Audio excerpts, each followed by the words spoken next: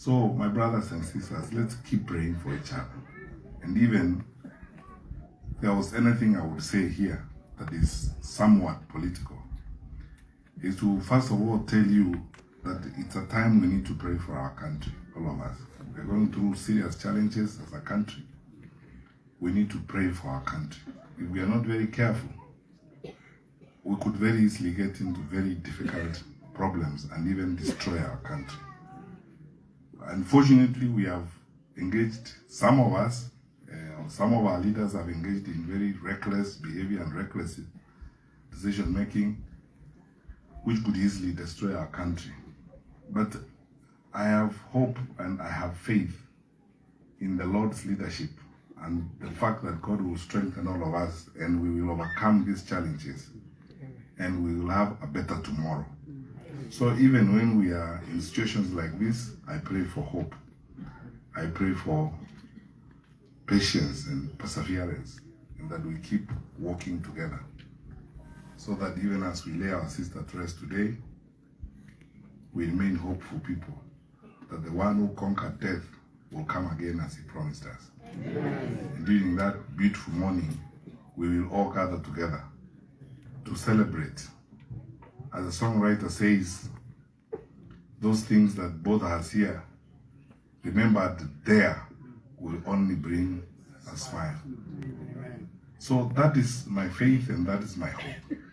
And I believe that is yours too, as we go along. So let's continue praying for this family, continue working together, and most importantly, lastly, walking her legacy of love, patience, working well with other people.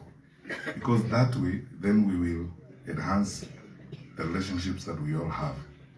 On my own behalf, on behalf of my family and Mama is here and many of our family members, we wish you well. We want you to know that we genuinely love you. And as I said, there's nothing we can give you, or there's nothing. Kwa maneno mazuri ya faraja. Andwetu mwadhikirio guri. Mwadhikirio guri.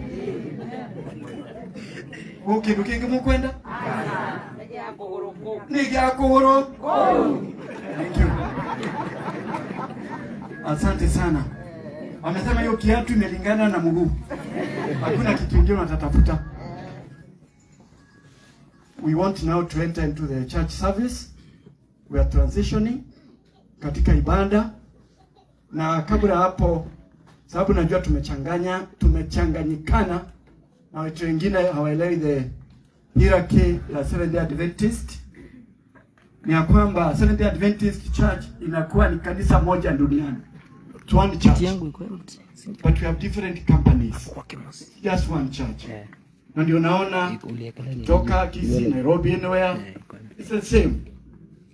Na uongozi mmoja duniani inaitwa General Conference. Ukitoka General Conference unaenda ile inaitwa division. And we have 13 divisions in the world. Ile yetu inaitwa East and Central Africa Division. Katika division, ukitoka division, I'm introducing the church, unaenda kwa union. In East and Central Africa Division, Embu, Meru, wote mpaka Kisumu, mpaka Mombasa, mpaka Kisii, tunaita East Kenya Union Conference. Ukitoka hapa sasa, tunaenda what we call field and small conferences. Sasa pahali tulipo, tuko